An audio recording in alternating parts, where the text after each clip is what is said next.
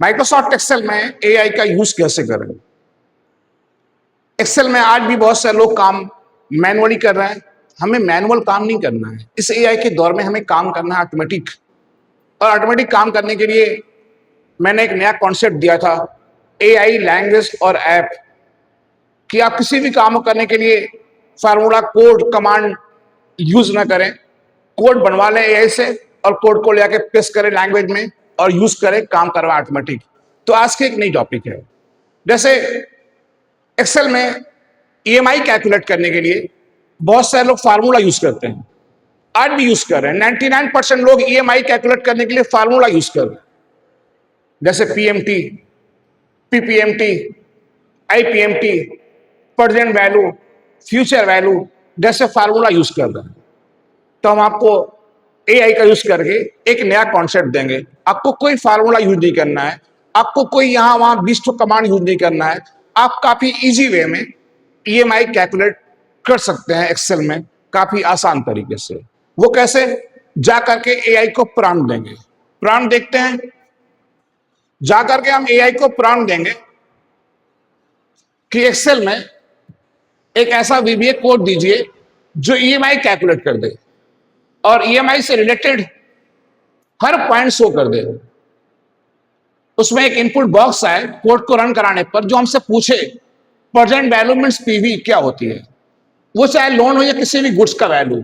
फिर पूछे कि नंबर ऑफ पीरियड क्या है।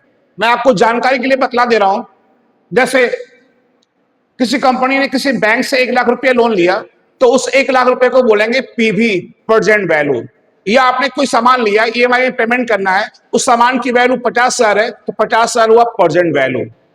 अब सपोज दैट आपको पेमेंट करना है 26 महीने में, तो 26 महीना कहलाएगा एनपीईआर, नंबर ऑफ पीरियड। उस पर ब्याज देना है 9%, 10%, 12%, तो ब्याज मीन्स इंटरेस्ट कहलाएगा।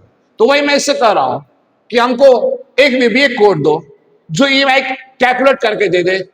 हमसे वो पूछे कि प्रेजेंट वैल्यू क्या है, नंबर ऑफ पीरियड क्या है, इंटरेस्ट रेट क्या है।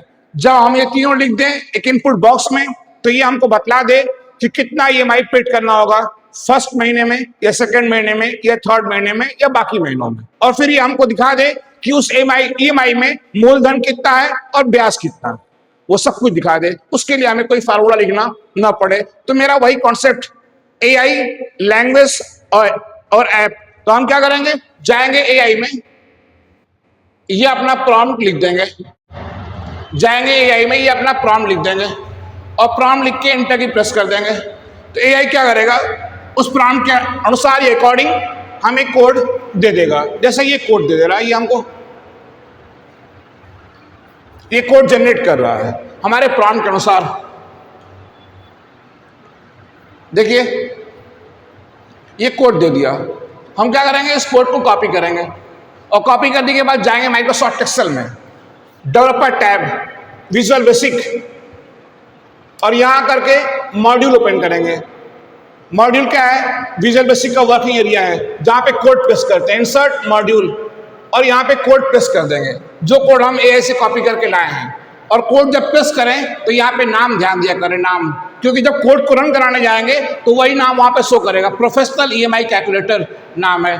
अब इस कोड को सेव करना है तो फाइल पे जाके सेव कर लेंगे और यहां से हो जाएंगे एग्जिट, क्लोज, एक्सेल पे आ गए। अब हमें कोड रन कराना है तो फिर से मैं याद दिला दे रहा हूं, पिछले वीडियो में बताया था कि एक्सेल में जो बनने वाली फाइल को बोलते हैं वर्कबुक, और प्लेन वर्कबुक में कोड काम नहीं करता है। आप चाहते हैं कोड रन करे, कोड काम करे, तो वर्कबुक के फॉर्मेट को चेंज करना होगा, सेव एज करके मैक्रो इनेबल्ड वर्कबुक करना होगा।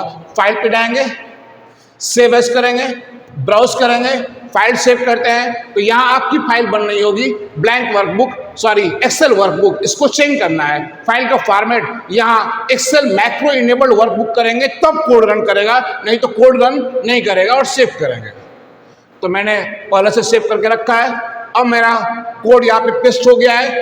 अब कोड को रन कराना है, डेवलपर टैब, मैक्रोस, ये professional EMI loan calculator select करेंगे, रन।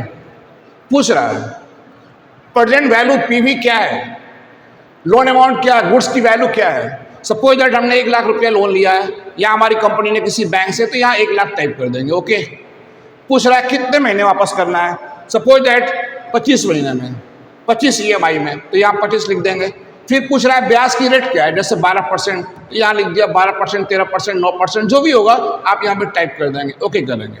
फिर पूछ रहा है किस EMI का अमाउंट मालूम करना है, फर्स्ट का, सेकेंड का, थर्ड का, किसका, तो फर्स्ट का मालूम करना है तो 1 लिखेंगे, ओके कर देंगे। ये देखिए बतला रहा है कि 1 लाख रुपये लोन, 25 EMI वापस करना है, ब्याज की रेट 12% है, तो आपको फर्स्ट EMI में कितना पेमेंट करना है, टोटल कितना पेमेंट करना है, टोटल पे ब्याज कितना देना है, और फर्स्ट EMI में 4540 रुपये पेड करना है, उसमें मूलधन कितना है, उसमें ब्याज कितना है, बाकी कितना अमाउंट बचेगा, ये सब बतला दिया। अब इसके लिए मीन्स EMI कैलकुलेट करने के लिए आपको PMT, PPMT या IPMT या प्रेजेंट वैल्यू या फ्यूचर वैल्यू जैसे फार्मूला यूज नहीं करना है। तो इस मॉडर्न दौर में, इस AI के दौर में आप किसी भी सॉफ्टवेयर में यूज करिए AI का और ऑटोमेटिक काम कीजिए, मैनुअल काम करना आप बंद कीजिए, काफ़ी टाइम वेस्ट होता है।